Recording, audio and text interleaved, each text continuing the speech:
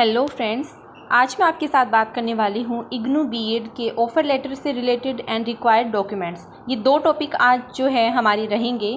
बहुत से कैंडिडेट्स काफ़ी कन्फ्यूज़न में रहते हैं। देखिए फ्रेंड्स, इतनी छोटी छोटी चीज़ के लिए आप टेंशन मत लिया कीजिए। जो बीएड इग्नू का जो प्रोस्पेक्टस है उसमें एक एक चीज़ दी हुई है कि कैसे क्या क्या करने हैं, कौन कौन से डॉक्यूमेंट्स तैयार करने हैं। लेकिन फिर भी अगर आपको समझ में नहीं आ रहा तो प्लीज़ आप जो मेरी वीडियो है ये आप पूरा देख लीजिएगा, जिससे आपको समझ में एक एक चीज़ आ जाएगी। ठीक है फ्रेंड्स, तो चलिए आज हम शुरू करते हैं। ये ऑफ़र लेटर आप सभी के पास आ चुका होगा। अगर मेल के द्वारा भी नहीं आया है तो भी आप टेंशन मत लीजिए। जो आपका नाम है वो मेरिट लिस्ट में है, यही बहुत है। ठीक है फ्रेंड्स, और जो ऑफ़र लेटर है वो नहीं आया है तो आ जाएगा। और आपसे जो जो डॉक्यूमेंट्स मांगे गए हैं वो प्लीज़ आप अपलोड कर दीजिएगा। एंड रही बात फ़ीस की, फ़ीस तो सबने अपलोड कर ही दी होगी। जो प्रोसेस आपको मैंने बताया था और जो मेरी पीछे वाली वीडियो है वो आप मेरे चैनल पर जाकर देख सकते हैं। तो चलिए शुरू करते हैं। सबसे पहले हम बात करते हैं ऑफ़र लेटर की। ये है dear candidates, congratulations, we are happy to inform you that your name is in the merit list to admission to BEd January 2021 session as per your category and sub category with marks obtained in the entrance test.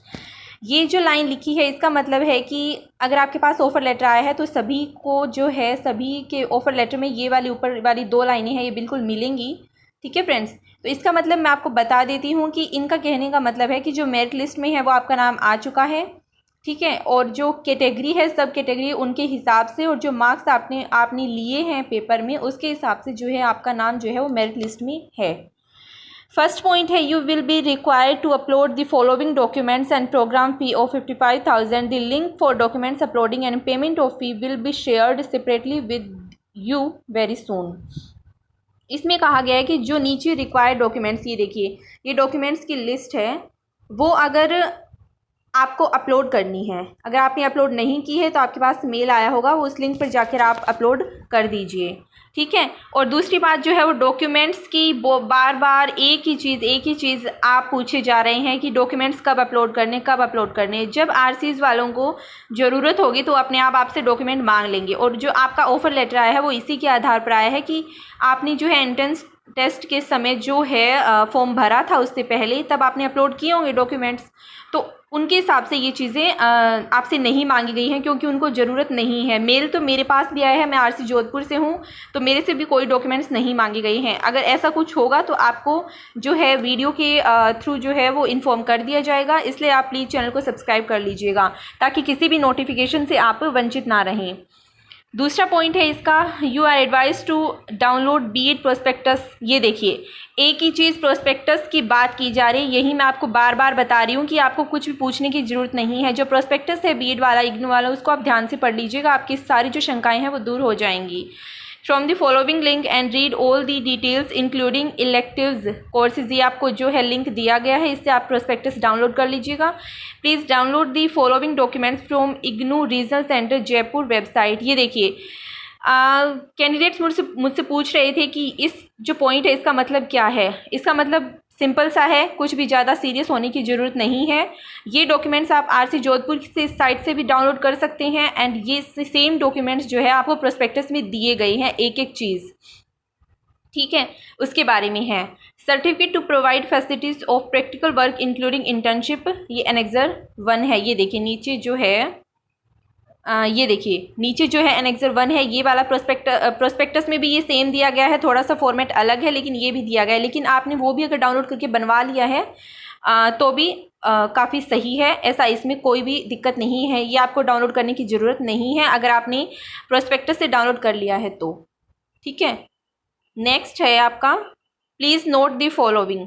This offer of admission is provisional and is based on the documents in respect of qualification and other eligible criteria submitted by you along with the application form. If at a later stage it is found that the documents submitted by you are false, your admission shall stand cancelled forthwith and no fee refund will be admissible in the event of such cancellation of admission.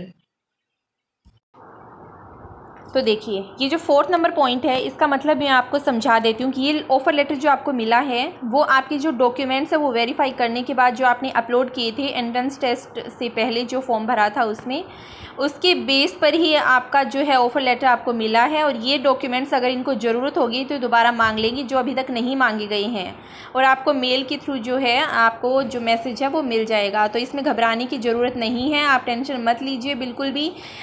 आप तो ये तसल्ली कर लीजिए कि जो आपका merit list में नाम आ चुका है, इससे बड़ी कोई और बात नहीं है, ठीक है। नेक्स्ट 5 पॉइंट है, programme study centre will be allocated to you on the basis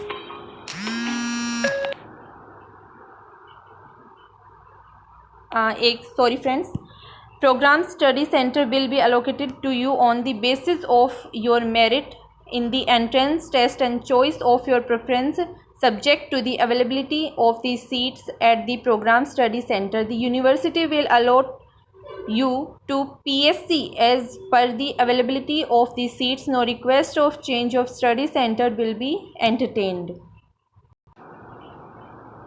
तो देखिए, ये 5 नंबर पॉइंट है, इसमें ये बोला गया है कि आपको जो है programme study centre will be allocated to you on the basis, यानी कि जो आपकी मेरिट लिस्ट जो आई है उसमें नंबर के आधार पर आपने जो स्टडी सेंटर चूज़ कर लिए होंगे, जो आपको कॉलेज दिए गए थे, उनमें अगर आपका जो फर्स्ट आपने कॉलेज चूज़ किया है वो अगर आपको मिल जाता है तो सही है। लेकिन आपकी जो पर पीएससी की सीट के हिसाब से, पीएससी का मतलब जो इनकी रीजनल सेंटर हैं, इनके जो है अलग अलग कॉलेज बनाए हुए हैं, उसमें कितनी सीट है, अगर सीटें फुल हो जाती है तो आपको नेक्स्ट कॉलेज दिया जाएगा, वो आपके मेरिट के लिस्ट के हिसाब से होगा, ठीक है।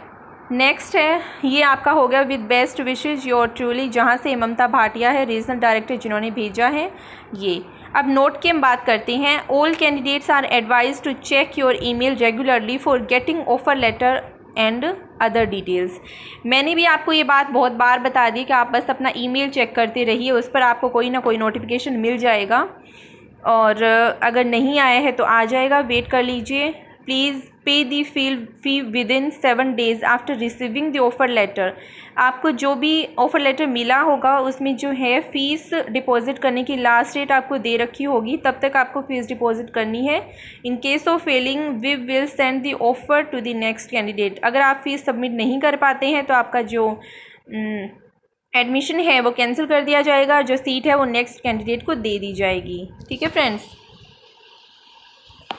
नेक्स्ट है, अब हम बात करते हैं रिक्वायर्ड डॉक्यूमेंट्स की। सबसे इम्पोर्टेंट चीज़ है जो आप बार बार पूछते रहते हैं, एक ही चीज़, ये कैसे करवाना है, ये कैसे बनवाना है, तो आप जो है मेरी ये वीडियो पूरी देख लीजिएगा, जिससे आपको एक एक चीज़ पता चल जाएगी, ठीक है।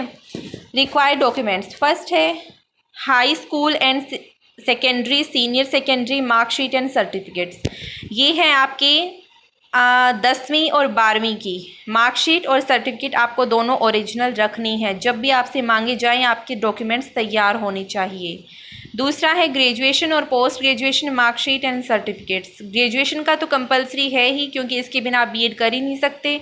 एंड पोस्ट ग्रेजुएशन अगर आपकी है तो भी, अगर आपने शो की थी तो भी आपकी जो है उसका जो सर्टिफिकेट एंड मार्कशीट दोनों आपकी होनी चाहिए। Marksheet and certificate for STC, BSTC which is recognized by National Council of Teacher Education and completed through face to face mode।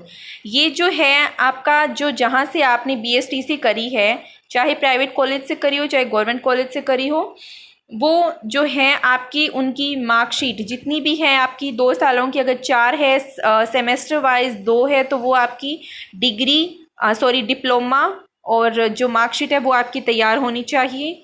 4th number point है सर्टिफिकेट इशूड बाय। मेन जो point है इसमें सभी को कन्फ्यूज़न आ रही है, वो मैं क्लियर कर देती हूँ। इस certificate issued by the institution where the candidate has pursued his her teacher education program through face to face mode, stating that the institution is recognized for offering the teacher education program। देखिए, ये certificate जो है आपको जहाँ से भी आपने की है, यानी कि जहाँ से आपने डीएड की है या बीएसटीसी की है, डीएलएड की है, कुछ भी की हो, वहाँ से आपको एक सर्टिफिकेट इशू करवाना है, एक सर्टिफिकेट बनवाना है। चाहे एक लेटर पैड होता है उनका डाइट का या कॉलेज का कह लीजिए, उस पर आप लिखवा लीजिए आपका रोल नंबर। इस पे जो है मैंने एक वीडियो बना रखी है, उसका लिंक मैं डिस्क्रिप्शन बॉक्स में दे दूँगी कि कैसे बनवाना है। ठीक है, ये चीज़ें लिखवानी है। एक चीज़ तो है कि आपका नाम, आपका रोल नंबर, आपका ईयर, सेशन कौन से सेशन में आपने करी थी, फेस टू फेस मोड यानी कि रेगुलर आपने करी थी बाय एनसीटीई। एक ये चीज़ लिखवानी है कि यह संस्थान जो है वो एनसीटीई से मान्यता प्राप्त है, along with the copy of recognisation letter issued by, यानी कि जो आपका डाइट है या कॉलेज है उनको एनसीटीई ने एक लेटर दिया होगा, एक सर्टिफिकेट दिया होगा जब उसको मान्यता प्राप्त हुई थी, तब उसकी कॉपी। अगर in case the recognisation letter is not available, अगर उनके पास जो है वो लेटर है अवेलेबल नहीं है, then is certificate issued by the institution.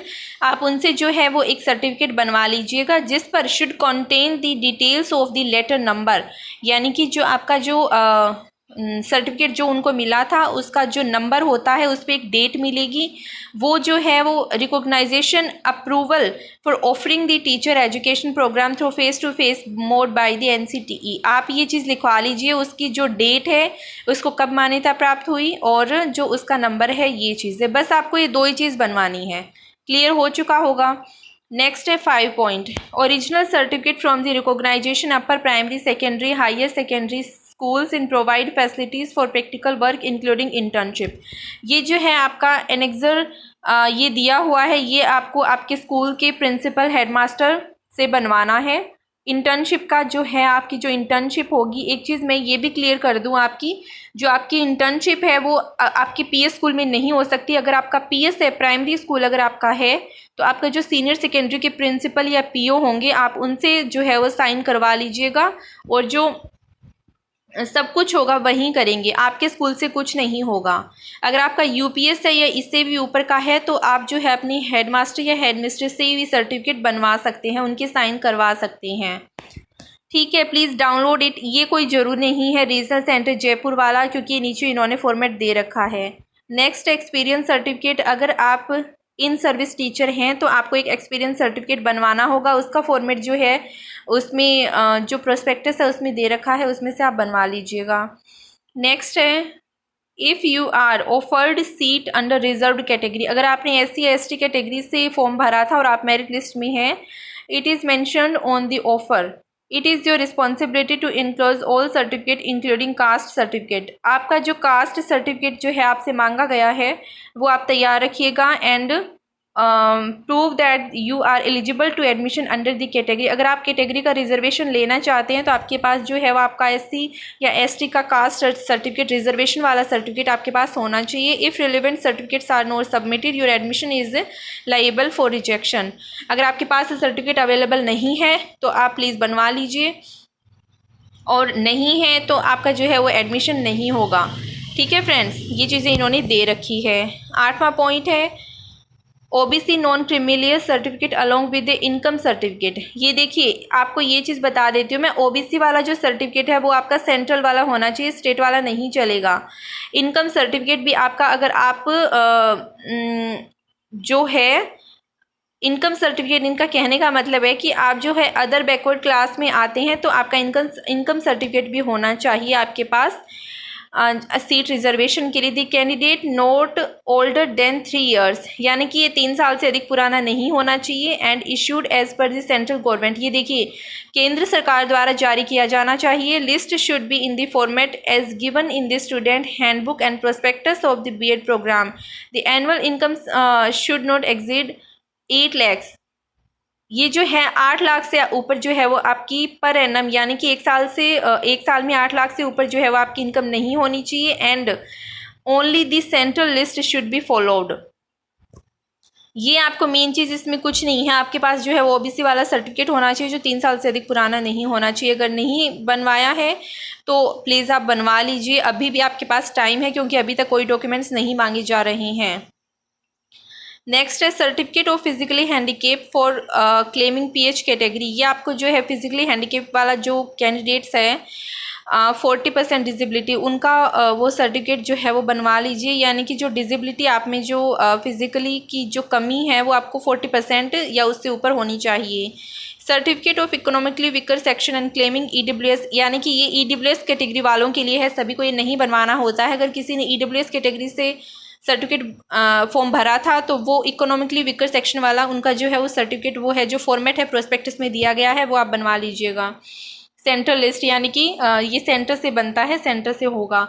In case any change of the name other than the one mentioned in his her high school certificate, अगर आपके नाम में कोई चेंज आता है then it is mandatory for the prospective learners to furnish legal evidence, यानी कि आपके पास जो है वो कानूनी प्रूफ होना चाहिए। अगर आपका नाम में चेंज है तो having changed his her name surname while submitting the admission form as given below. अगर attested copy of notification in a daily newspaper, आपको जो है अगर आपका नाम में चेंज करवाते हो आपका नाम में चेंज होता है तो आपका जो डेली न्यूज़पेपर होता है चाहे वो दैनिक भास्कर हो दैनिक जागरण हो उसमें जो है वो आपका एक न्यूज़ यानी कि आप एक नोटिफिकेशन छपवा लीजिए उसमें कि ये मेरा नाम है, इससे ये नाम मेरा चेंज हो गया है। एक तो उसकी कॉपी होनी चाहिए, अटेस्टेड होनी चाहिए। And attested copy of the affidavit field before first class magistrate, यानी कि कुछ जो फर्स्ट क्लास जो ऊपर की जो मैजिस्ट्रेट होते हैं वो जो है आपका एक एफिडेविट बनाएंगे और उस पर जो है अटेस्टेड करेंगे, ठीक है। In the name of the change, उस पर लिखा होना चाहिए कि ये मेरा नाम था पहले और अब ये चेंज हो गया है। नेक्स्ट है an attested copy of the marriage card, marriage certificate in case of women, किसी वोमेन का जो सर्टिफिकेट है जो वोमेन का जो नाम चेंज अगर होता है, अगर वो अपने पति का नाम या अपना सरनेम में चेंज करती है तो उसका भी जो है मैरिज सर्टिफिकेट का जो है वो अटेस्टेड कॉपी होनी चाहिए। Attested copy of the gazetted notification reflecting the name of change name surname, ये भी है कि जो कोई गेजेटेड ऑफिसर है, कोई बड़ा अधिकारी है, उससे आप अपना नेम सरनेम में चेंज करवाते हैं तो उससे भी आप जो है वो टेस्टेड करवा लीजिएगा। बस इतने से डॉक्यूमेंट्स है फ्रेंड्स, कोई भी आपको दिक्कत है कोई भी घबराने की ज़रूरत नहीं है और इतनी आप छोटी छोटी चीज़ों को लेकर परेशान मत होया कीजिए। जब भी मैं आपके कमेंट्स देखती हूँ तो मुझे यही लगता है कि आप इतनी छोटी से छोटी बातों को भी पता नहीं क्यों समझ नहीं पा रहे हैं। मैं आपको इतनी वीडियोज़ के माध्यम से समझा चुकी हूँ। आप एक तो अपना मेल चेक करते रहिए, बहुत सारे कैंडिडेट जो है अपना मेल चेक करने में बहुत गलतियां करते हैं, मेल आने को 10-10 दिन हो जाते हैं तब वो अपना मेल चेक करते हैं, तो प्लीज़ ऐसा करके मत कीजिएगा, आपके लिए समस्या खड़ी हो सकती है। एंड ऐसा जो है आपको मौका जो है वो बार बार नहीं मिलता। एडमिशन का पहले एंट्रेंस टेस्ट जो है तैयारी करनी पड़ती है, उसके बाद में देना पड़ता है। एक छोटी सी गलती की वजह से आपका एडमिशन कैंसिल ना हो जाए तो प्लीज़ ऐसा मत होने दीजिएगा, ठीक है फ्रेंड्स। और आप प्लीज़ जो है ये चैनल जो है आप मेरा सब्सक्राइब कर लीजिएगा, नहीं किया हो आगे शेयर कर दीजिएगा। बाकी जो कैंडिडेट्स हैं उनको भी इस वीडियो के माध्यम से अगर हेल्प मिलेगी तो बहुत अच्छा होगा।